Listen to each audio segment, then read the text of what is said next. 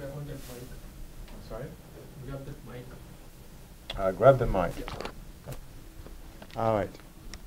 So I want to welcome you to the seminar of the Sony Astani Department of Civil and Environmental Engineering. So today we have invited a speaker, Timothy Hight. Tim actually led a team to a DOE competition called the Solar Decathlon. This is something that USC is actually considering very much to enter. Now, I'm not going to tell you what the Solar Decathlon is because Tim is going to tell us about that. But I want simply to tell you that is really an effort on solar, using solar energy, and also an effort in sustainability to make our constructions and our housing greener. So let me tell you a bit about Tim. Tim is an associate professor and he's also the chair of the Department of Mechanical Engineering at Santa Clara University. Okay, so Tim has been involved with this Solar Decathlon for some years, and he's going to tell us about that.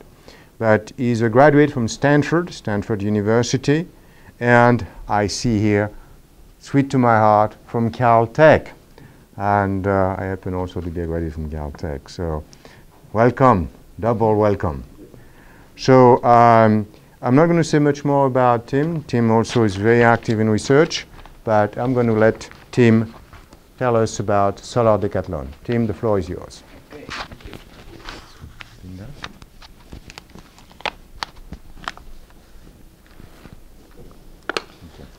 Thank you very much for inviting me. The Solar Decathlon is a kind of an all-encompassing project that's been my world for the last 4 years, so I'm always happy to talk about it, and I hope to give you a little bit of a flavor of it. In 2009, our house was called Refract House. This is one of the first things I learned about working with architects, is that when you build a house, you have to name it. So Refract House is our name, and we partnered with the California College of Arts, which is a small architecture school in San Francisco, which Santa Clara is about 40 miles away south of San Francisco. So we had a lot of train trips back and forth. So I'm going to tell you a little bit about the contest and our collaboration, sort of how that worked. Go through some aspects of the design of the house and also the technology, since we're engineers. And then kind of a little bit of a snapshot of what the contest was like and then what happens next. So it's called the Decathlon because it's 10 sub-contests, and 20 teams are invited each year to participate. It happened first in 2002, then again in 2005, 7, 9, and the next one will be in 11, so they're on a 2-year cycle now. There are, in this contest, 1,000 points, and they're roughly divided into those 10 contests that I'll talk about in a minute. You pretty much have about 18 months to do the contest. So once you're told that you're a participant, you begin the design and analysis phase, and 18 months after that you have to have built a house, broken it down again, transported it to Washington, D.C., and set it up again. It typically runs in October, and the contest portion in Washington lasts for about 3.5 weeks. So you have about 5 days to put it up. It's open about 10 days for the public to tour it, and when they actually do the competition, and then you have another week or so to tear it down and vacate. In our year, it was restricted to 800 square feet, so the size of the house, its solar footprint, if you will, had to be 800 square feet or less. Everything in the house has to be solar powered, so there is no wind power, no anything else. Everything has to come from solar power. It can be solar thermal and PV. It has to be a fully functional house. Everything has to work in the house except for the toilet. So you have appliances, and you have a living room, a bedroom, a kitchen, and everything has to be functional, and that's part of the contest, is performing activities that simulate being in a house. So we built ours on the campus at Santa Clara. Then you break it down, you put it on, in our case, 5 trucks, and you send it on its way to Washington. So these are the 10 competitions. Some of them are judged by your reports and an oral presentation that you give before a set of judges. So, for example, architecture and engineering are like that. Others are kind of combinations. Graphics and communications includes the tours that you give to the people that come to the house, includes your website, and anything else that's involved with communication. Comfort zone means you have to keep the temperature within 72 and 76 degrees Fahrenheit, and you have to keep the humidity below 60%, which in Washington is much more of a challenge than it is in California. Hot water, you do simulated showers, so you have to produce, I think it's 15 gallons of water within 10 minutes at 115 degrees Fahrenheit, and so on. So all of these contests are evaluated over the week. And some of them, like comfort zone, are monitored, every 5 minutes or so. The house is instrumented with temperature sensors and light sensors and so on. Appliances, they monitor how well your refrigerator and freezer hold temperature. You have to wash clothes, dry clothes, etc. Net metering is a big one. This is an all-solar house. In 2009, they hooked it up to the grid. So you started at 0.0 when the contest started, and if you ended up with more kilowatt hours at the end of the contest than you had used, then you got 100 points. In addition to that, there was another 50 points that was awarded by a linear scale to the one who created the most energy over the amount that they used. And we'll see that come back to haunt us a little bit as I go on with my story. Lighting, you have to provide a certain amount of lighting and also the design of the lighting, so there's a numerical and an objective or a subjective part of that. Market viability, you choose to design your house for a particular market, and then you have to state your case as to why somebody in that market would be interested in your house. Now, these are small houses. They tend to be pretty expensive on a square footage basis. So ours was 800 square feet and probably would cost about $350,000 to $400,000 to build. There were some houses that were on the low end of that scale. So there was one house that projected about $180,000, but most of them are on the higher end. And then home entertainment just included people. You had to have a dinner party for your neighbors a couple of times, show a movie, that type of thing. Okay, these are the 2009 teams. It's an international competition, so there's Darmstadt from Germany, there's University of Madrid, there are 2 teams from Canada, and they're not really international, but University of Puerto Rico was there as well. And then an array of schools and teams of schools from the US, including some pretty big schools and some schools like ourselves, which are more on the small end of the scale. Here are the assembled masses as we were about to start the competition, and you can see the Capitol building in the background. So it's a very prominent place to be, right on the National Mall. 10 houses on the north side, 10 houses on the south side, and we got something over 200,000 visitors over that 10 days that we were there. And our team is here in the dark green shirts. Everybody had a different color combination.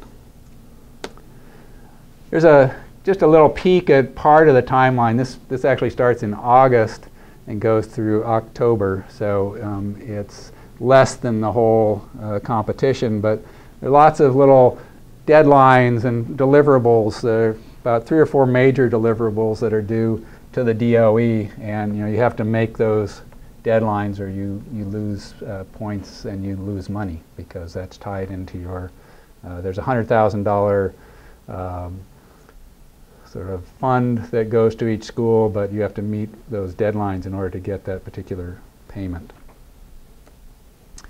Okay, our collaboration was very interesting. It turns out that in 2007 we entered the Solar Decathlon on our own. We have no architecture school at Santa Clara, so we created our own house. We had some help from some sort of part-time architects to get us through some basics, but our house was not very exciting from the architecture standpoint. And we ended up placing 13th, which put us in a real hole. Architecture is the first thing that they announce on the first day of the competition. So we started out at the bottom of the pack. We had to work our way up in 2007, and eventually we did take third in 2007, but it was, we had to move up every day in every different competition. So due to our architecture performance, we decided we definitely needed to have a partner this time. So we ended up with CCA, California College of the Arts. And the real reason it worked out was that one of our civil faculty had gone to school with one of their architecture faculty at Berkeley, and they knew each other, and the partnership evolved from that.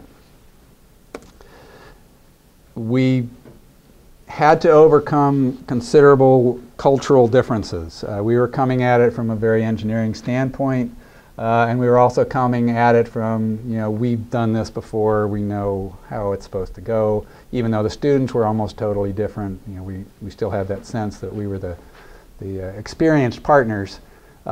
We had a much more established fundraising arm in our university. CCA is not used to raising funds on a big scale. And the scale of this project, to put it in perspective, our overall budget was about $1.4 million. So about half of that is cash you have to raise, the other half is donations of services and products in kind. Our students were not tied to a particular course. They're pretty much undergraduates who are doing this in their, quote, spare time. And this was typically 20 or more hours a week during the school year that they were putting into this, but they were doing it because they had the passion for it.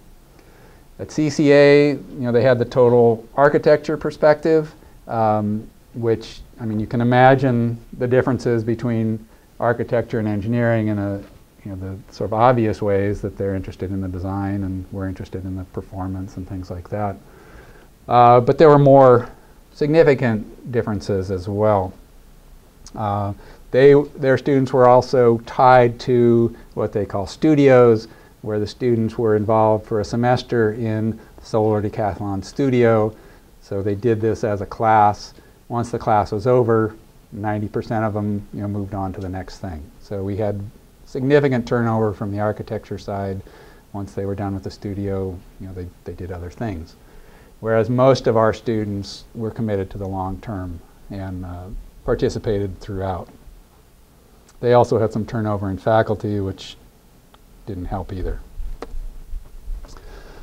Some of the things that we found that were helpful, we tried to do a fair amount of this since we're roughly 45 miles apart. We tried to do a lot of this remotely.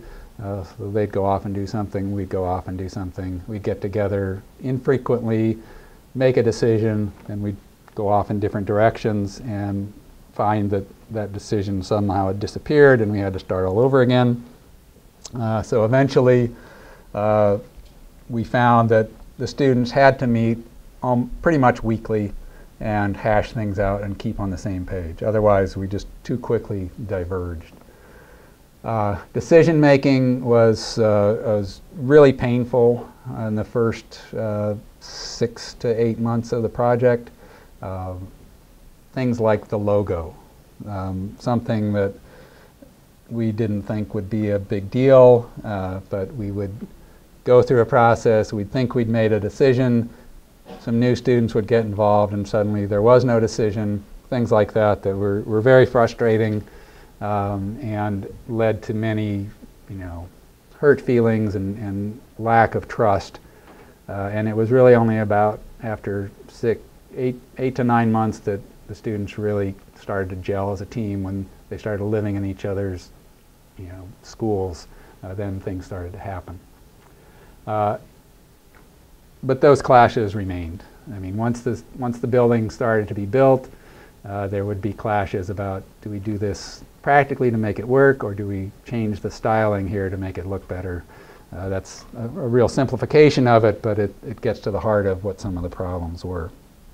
But when it was all said and done, and probably because we were successful, everybody was happy and loved each other. Okay, some of the architectural features. This house from the very beginning was made to be unique, designed to make a statement that a solar house, an efficient house, didn't have to look like a box. I mean, most of the houses that you'll see on the mall tend to be, pretty boxy and unimaginative, at least from our perspective. And there are a lot of reasons for that. Thermally, if you have a box, it's easier to insulate and more efficient. So we were trying to push that envelope and really make something that looked different. We also were pushing the California lifestyle, so there's a lot of glass, there's a lot of decking, and the decking and the house sort of merge as one. I don't know, the architects can talk much more eloquently about that sort of thing. Also this idea of the house structure following the sun, so that in the morning you're in the bedroom, you get the sun, in the evening the sun is going down and you're in the living area. So there were lots of reasons for why they did certain things. We tried to use materials that were more sustainable, such as reclaimed redwood and elm. The redwood was very successful. The elm was kind of a disaster. It worked well for the flooring, but we had it also on the deck, and it warped and cracked and was a pain. We used other things like billboards, recycled billboards to use as a rain barrier on the outside of the house. We had a real one underneath that, a normal Tyvek or something, but then we put that on the outside as just sort of one more layer. We also felt it was really important to have a house that felt comfortable and livable. And some of the more kind of avant-garde architectural designs did not give that feeling at all. I mean, they were sort of too far out there to really feel like somebody could live there. So these are some of the initial studies that were done on the house, and it sort of evolved over time. One thing great about working with architects is they make great models. It's really nice to have that skill on your table. And this is fairly close to the actual design, but this is the actual floor plan. It's a bent box, so there's a right angle here, the bedroom, the mechanical room, bathroom, kitchen, and then the living area and kitchen kind of merge. And then there's doorways from all rooms into the outside to the deck. And here's the house on the mall. I think this was at the opening ceremonies, so that's why the big scissors are there to cut the ribbon. We were the first house on the northeast side, so we kind of had a prime, or northwest side, so we had a prime position right next to all the ceremonies. This is the billboard I was talking about, and our reclaimed redwood went on the outside of that, and of course the Washington Monument in the background. Some of the interior shots. This is the living room. We had some mostly built-in furniture, and some, again, student-made furniture, such as the coffee table there. The table, the dining table there is collapsible, so it has two big leaves that fold down. Again, we had to entertain our neighbors, so we had to be able to serve 8 for dinner. And that whole table would hide away under the island in the kitchen. Some interior shots. The bathroom, again, the bathroom is fully functional except the toilet is capped, so you have to be able to run the water and so on. The kitchen area and the bathroom have what's called back painted glass, so these walls are actually a tempered glass that are placed against the windows. It was a subject of much anxiety on its trip back east. We were sure it was going to be totally cracked, but it survived completely intact. Some night shots. There's one in the bedroom and again in the living room, just to show you a sense of the lighting. We had LED lighting for most of the house. There were some spot situations where we had compact fluorescents, but the LEDs were pretty capable for most of the lighting needs. We had this reflecting pond. There's one of these architecture versus engineering discussions that went on and on and on. They really wanted the cantilever sections here, so that meant a whole lot more structure. Big steel beams under the house to support those even relatively short cantilevers. But you know, that was the look that we needed, so that's what we did. Some of the engineering features, because of the transportation issues, we divided up into 3 modules. Each one of those modules, which I guess this audience will appreciate a lot, they were basically open boxes, so we had to have some pretty significant moment frames in there to support them. And also, you know, you're going to have to lift these up off the ground and onto a trailer and back again, so there's a lot of hoisting involved. We tried to go with a look that inspired the idea of BIPV, or integrated PV. We didn't really get there, but we thought it looked more like that than many of the houses. And we went with an all-electric approach. We actually started out with a fairly significant solar thermal system. We were going to use a vapor absorption chiller, which is an air conditioning system driven by the solar hot water. We were getting a chiller from Germany, and in July they told us they couldn't produce it. They couldn't ship it to us, so we switched to an all-electric system. So it's a reversible heat pump, and we use radiant heating and cooling in both the floor and the ceiling for that. We spent a fair amount of time on control systems. We even had an iPod app so that you can control parts of the house from your iPod, and a vegetable-based foam insulation. The shading system was also important because of our extensive glazing. All right, so the structure, we kept it to 11.5 feet wide. If you have it wider than that, then you need follower and leading trucks for go on the highway. We wanted to avoid that, but you know, some of the houses were considerably wider than that, and they were pretty heavy. Each one of those modules was I think the big one was 22, and the other 2 were about 16,000 pounds. So there's the steel work going up in the beginning of the flooring. Standard kind of I-beam moment frames. Again, the students, you know, were doing all of the design and analysis to support this. That's what one of the trucks looks like. So we've got a module on the middle. It's a drop, what do you call those things? A double drop flatbed. So we've got one module here, and then as much other junk as we can fit on the ends of the trailer. These white tanks are our supply and drain tanks, so you have to have a place to supply however much water you're going to need for the competition, and then other tanks for the gray water that's produced when you wash dishes and wash clothes. So I think we had about 1,000 gallons of supply and 500 gallons of gray water. The PV, again, as I said, we were forced to go all electric. We ended up with 38 SunPower, 225 panels, so a little over 10 kW peak power. Because of, again, architectural features, and also because we are restricted to 18 feet above the ground for the houses on the mall, we had a very narrow roof angle. So 8 degrees is way below.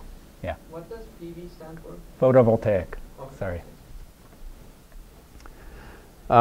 So 8 degrees is very far from optimal. You want the panels to be perpendicular to the sun's rays. This being October, they probably should have been at 35, something like that, degrees. But due to the limitations in our decision making, we didn't do that. So this is what the roof system looks like. We've got a standard almost flat roof on the structure itself, and then there's this whole superstructure where we pieced together as many PV as we could fit within that jigsaw. The fact that our house was not, a block made it a little more difficult to fit in as many solar panels as possible. But the look of it, we filled in some areas with just plywood, but the look of it has what we wanted, which was more of an integrated total package. If you contrast that with our neighbors here from Puerto Rico, they were able to angle their panels at a more optimal angle, but it looks like panels stuck on the top of a roof, whereas ours at least has the appearance of being a roof. So there's trade-offs, on both directions. We developed a bamboo truss on campus. The civil engineering department did. We had done an I-beam, just a laminated bamboo I-beam for the 2007 house. We had to go through the process of testing and evaluation before the DOE would let us use it. And then we kind of went the next step with the open truss for the '09 competition. So this was some of the testing. It turned out that we had some problems with them, if I can let out that little secret. Because of the way they were made, we gave the bamboo company some specs, and they sent us back this, which was nothing like what we designed. So we were getting failures at these little nail, I don't know what you call those things. Okay. So we ended up putting a 2x6 or something on the bottom and gluing and nailing that down, and then it performed quite well. But if it had been designed the way we asked them to, I think it would have held up fine. And there it was on site. We had originally thought about using them for both the floor and the ceiling, but again, timeline issues meant that they weren't ready for the floor, so we just used them for the ceiling. Okay, the radiant heating and cooling. It's a way of being a little more efficient with the heating and cooling, and we were able to divide up our house into 6 different regions. So we've got floor and ceiling in 3 different regions, and we can differentially heat or cool any one of those as we wanted. Radiant heating is pretty widespread. Radiant cooling is not so widespread. The main problem you have with the radiant cooling is, well, there's 2 main problems. One, you can't get it very cold because you start having freezing problems. And the second one is you end up with condensation, and you don't want water dripping down from the ceiling. So that had to be built into our control system, that we would adjust the temperature to make sure that we weren't hitting that dew point and weren't getting condensation. We also had a forced air system for makeup air, and also as a more quick response system. The way the contest runs, you're open from say 10 to 4 o'clock during the day for tours, and they're not monitoring your temperature then because your doors are open and people are coming in and out. Once the tours are over, you have an hour to get your house into spec. So the radiant systems are fairly slow to respond, so the forced air system gave us a more ready way to get the temperature where we wanted it. Here's an example of the construction. So these panels from a company called Warmboard have the built-in grooves in them and a metal backing. So you just lay in some tubes in there and then put your regular flooring on top of that. So this acts as in this case, the subfloor, or in this case, the ceiling. And you have to do a little routing to go around things like light fixtures and floor vents and so on. And this is the reversible heat pump that was outside, kind of hidden somewhat under our deck, and then some of the tubing in place in the ceiling. And then the control system all comes back to the what we call our mech room. So these are all the tubes coming into the controllable valves, so we can then affect our control system.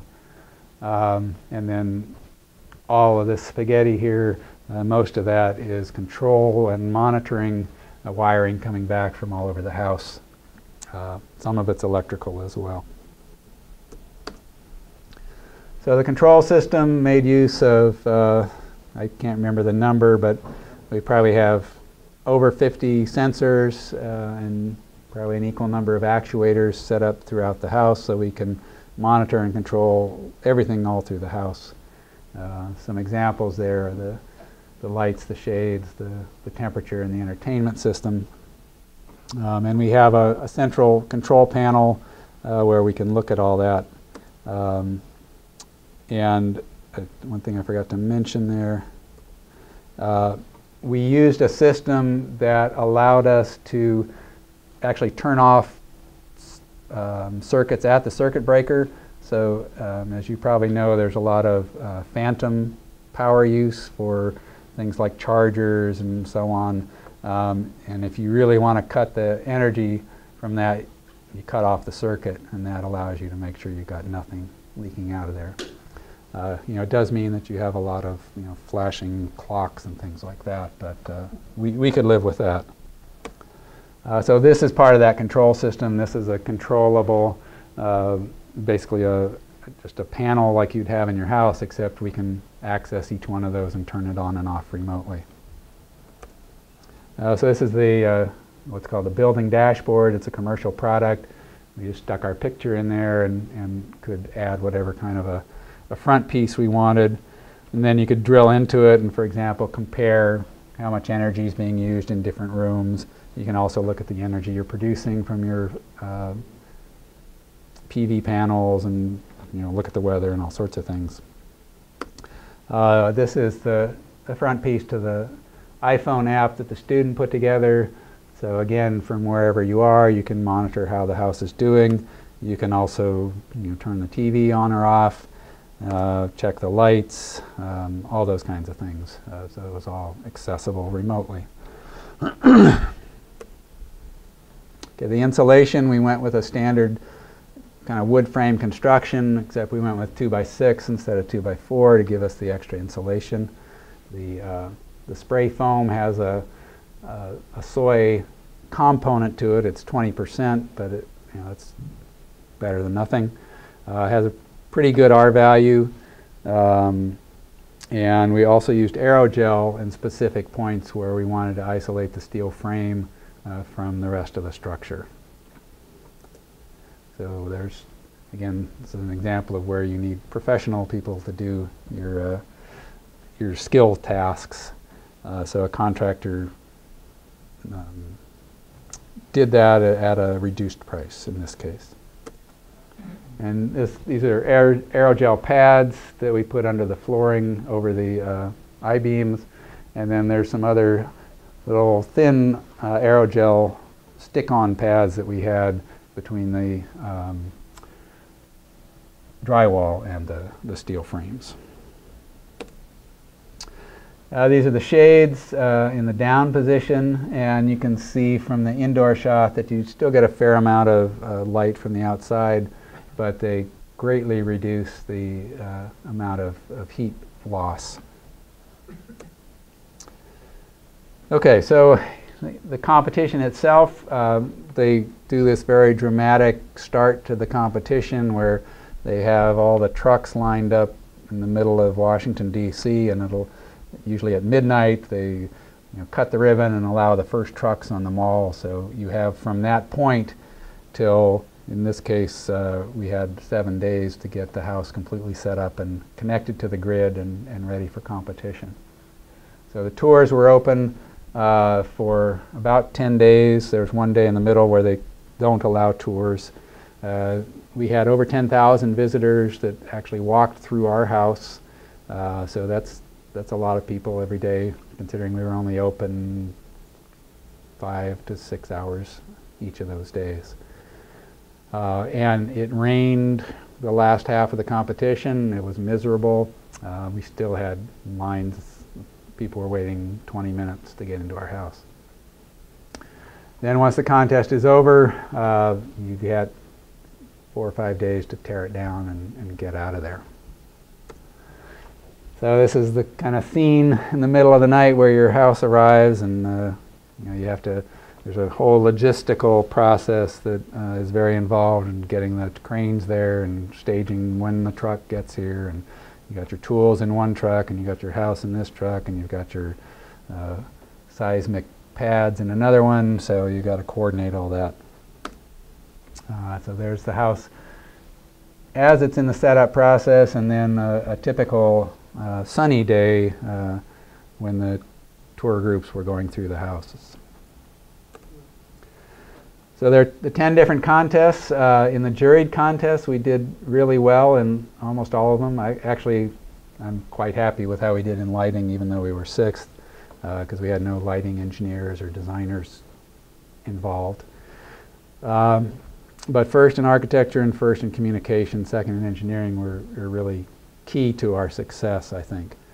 One of the things that we did find a little, something that you kind of need to keep in mind, for most of the juried contests, there wasn't a big spread from the top to the, say, the middle. So you couldn't distance yourself very much by doing really well in one of these. This is an example of what the tours were like on the inside. We basically had students staged at certain places in the house, and then the people just came through at their own pace. We started out the first day trying to bring tour groups of, say, 8 or 10 people at a time, and that broke down immediately because we just couldn't handle the flow. We also had some signage on our railing system around where the people were waiting in line, so they could get some basic information about different aspects of the house, and we even had a little texting thing so that if you know, for more information on this, text such and such to such a number. And I think they said we had about 500 hits on that, so it was, I would say, mildly successful. Our web page is pretty extensive, and I had a way to show this, I think.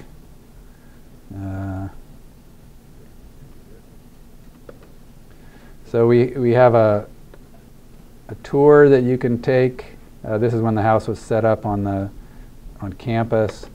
You can actually go through the house, wander around, and there are some hot button things, so if you want more information on something, you can click on it and it'll tell you more about whatever. So that was, we got good points for that. That's part of the reason why I think we did well.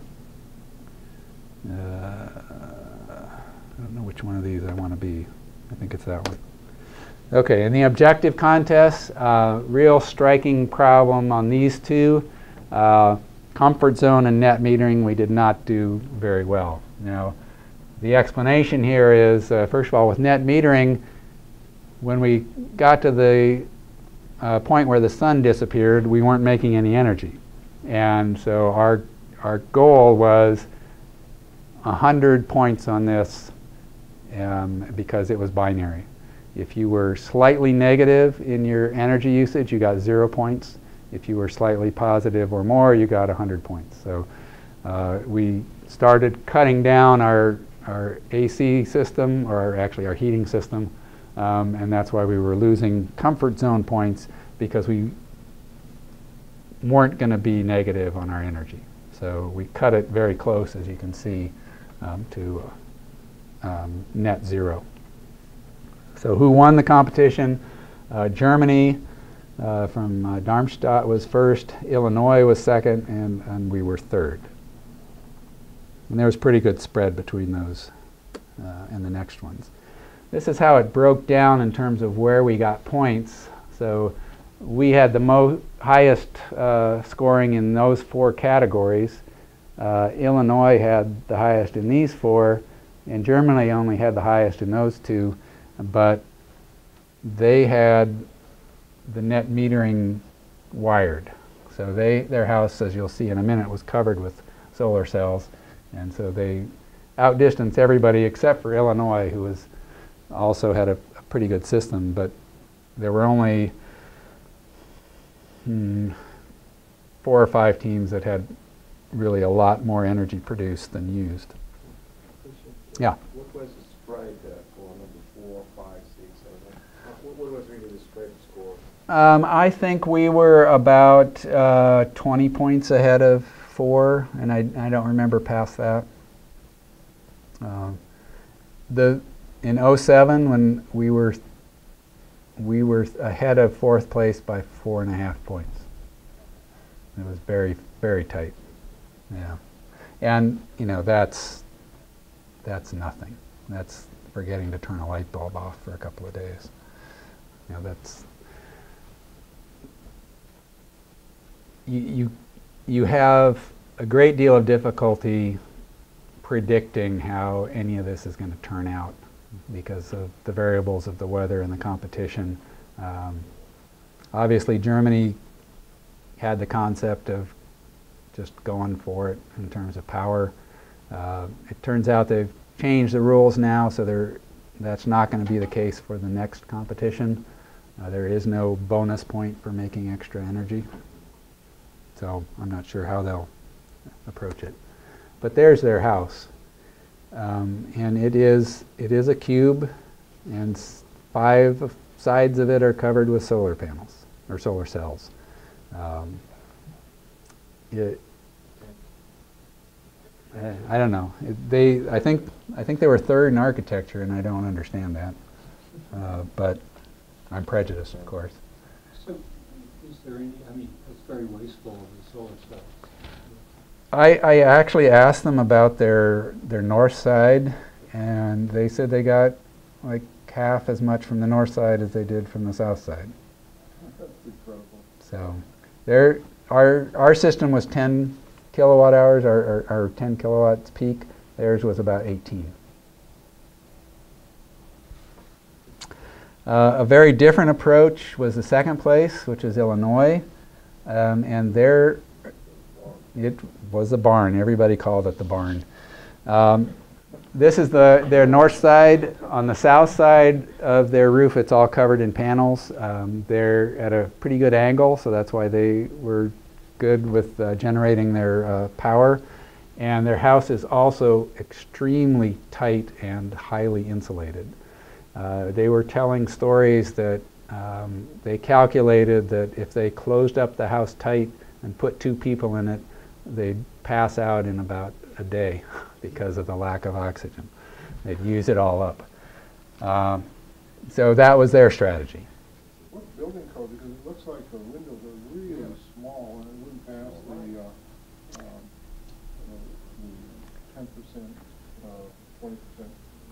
10%, 20%. I don't remember the details on that. Yeah. Here's an example of some of the kind of data that's collected by the DOE. This is the refrigerator temperature. So you have to keep the temperature between these 2 high and low points. And so ours is doing pretty well. There's a few glitches, but overall it's right on until we turn the power off of everything, and then it starts to climb. But you can see that some others are really all over the place. And some of that is your choice of refrigerator. So if you choose a lower end refrigerator, it's not going to hold temperature as well, and it's going to use more energy. So let's see, I don't know who the wildly varying ones are, but you know, there's a lot of variation.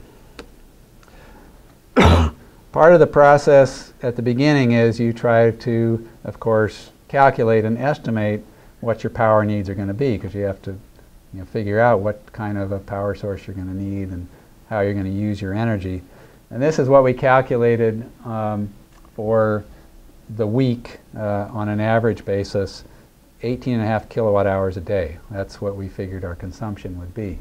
And you can see where the big users are. The heating of the building is going to be a big part of it, and the dryer is going to be a huge part of it. So with the dryer, they give you half a dozen towels. They weigh them when they give them to you. You go and you wash them, and you dry them, and they have to weigh back to the original amount within a very small margin. So you use a lot of energy on dryers, and of course you can't use gas, which would be a lot more efficient. So everything has to be electric. Are there specifications on the size of the dryer that you need? Just that it has to be able to do 6 full-size towels. There are some restrictions on the refrigerator and freezer as far as the size of them, although that drastically changed this year. In '09 it was like 19 cubic feet or something like that, kind of a standard size refrigerator, and I think it's now 8 or something. It's really small. It's bigger than a dorm one, but we've been looking, we can't find any that are in that range, so I don't, or at least that are efficient. So this was our projection. Again, the energy consumed is going to vary every day depending on whether you do 3 loads of wash this day or something else on another day.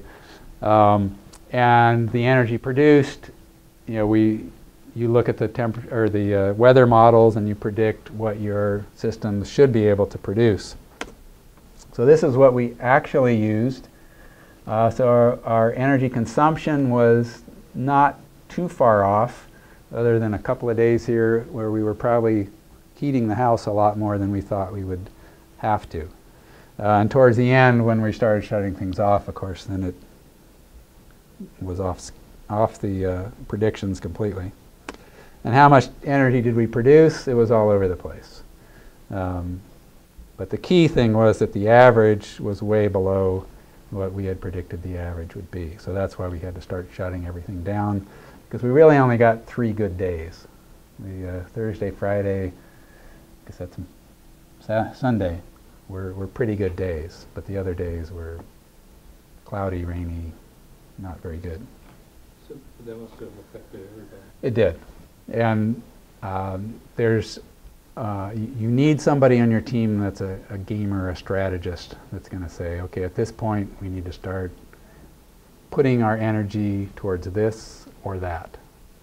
Are we going to boil the water, or are we going to run the dishwasher? Are we going to not worry about the temperature in the house, or are we going to do something else? Because you're always worrying about those limitations.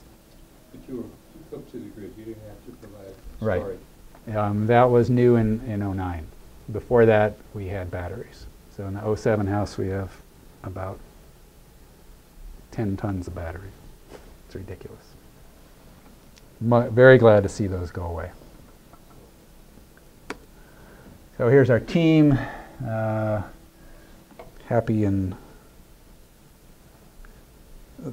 these are Who's the guy on the right? the guy on the right. He's one of the architect faculty, the two guys on the top on the right. So we had, this is basically a 4-week commitment in DC by the time you sort of get there ahead of time and get there behind. So we had, In October, right? yeah, we had Takes away from the school. well, yeah, we had some students that stay there the whole month. We had others that would stay a week and then leave. So we had a continual turnaround of who was actually there. And you need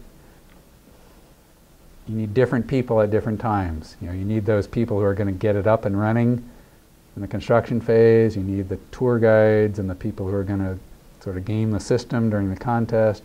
The hardest thing is getting those people who are going to help you tear it down and pack it up, because then all the adrenaline's gone.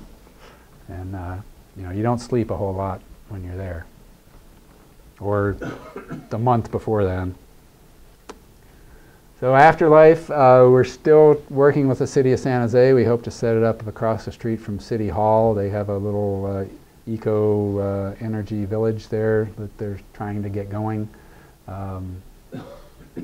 If that doesn't happen, and even if it does, at some point it'll come back on campus and probably sit next to our '07 house. And there we are celebrating, and that's an indication of what the weather was like. And it was cold. All right, that brings me to the conclusion. I'd be happy to answer questions. Yes? One of the things, it doesn't seem like there was any code enforcement. Like, for instance, Oh, yeah, there was. your lighting, your windows should be 20% and ventilation 10%. you know, Well, they had- that box looks like they had tiny windows. Yeah. So that wouldn't make, and also what about ADA, American Disability Act? Had to be accessible. That's why we've got to ramp up the back of our, And all the doors are 2-foot cans? yeah. And in fact, like Germany, they had a loft, a little bedroom loft in their box. And they couldn't legally talk about it because it was not accessible on the tours. So it was just there, but officially they couldn't acknowledge it. But everything that you show, you know, you have to go through all. I mean, the guy who does the PV is the guy who writes the code for the U.S., and he is a stickler. He will not let you do anything imaginative at all. He's way picky on the The code. garage is not a factor? The what? Garage is a non-factor? No garage. No garage. Yeah. Did you ever do economic studies as far as what it would cost to build this type of house versus the payout? Yes, that's part of the market viability and economic analysis. So you have to give them a spreadsheet.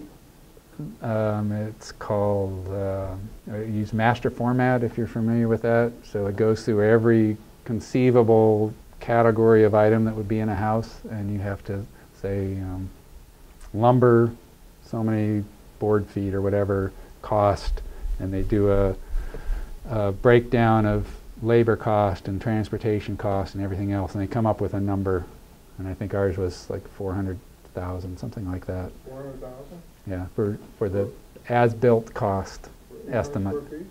Yeah. $500 a square foot? And what would be the savings? Did you have a payout, payback? We did, but I don't remember. I mean, for the payout, we would be primarily looking at the TV system differential, not the whole house.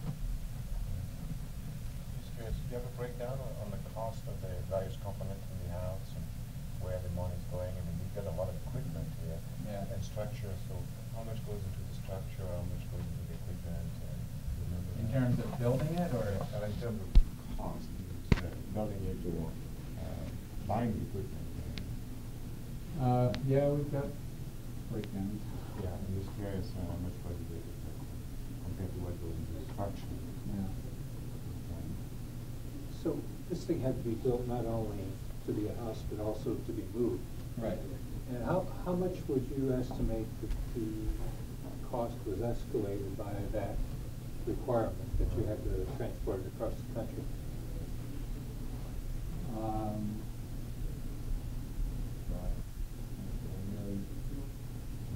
Couldn't say.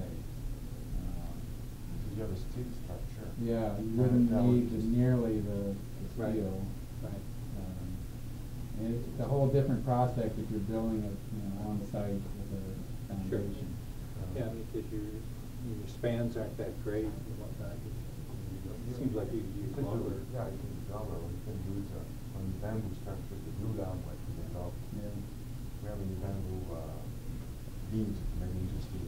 Yeah. Developed actually by one of our Chinese professors called glue down. And that's would only fit very well there. It'd be more lightweight. Much more project, yeah. So, Tim, if I understood, it's a 2-year cycle, every Okay. 2 years they have this event, Right. and do the rules change? Yeah. I mean, they do change. Like how? Well, from '07 to '09, we went from off-grid to on-grid. We went from having an electric car that we had to charge to having no cars. I think those were the major changes. From '09 to '11, they've upped it to 1,000 square feet. They've eliminated the 50-point bonus for excess energy. And they've made a concrete scale on affordability. So their target, I think, is it's $250 pay. So 250K or less, you get full points for affordability, and then down to maybe 400, it's a fairly steep slope. You get maybe 90%, and then it drops off. The change of these, you know, just cookie cutter it. Right.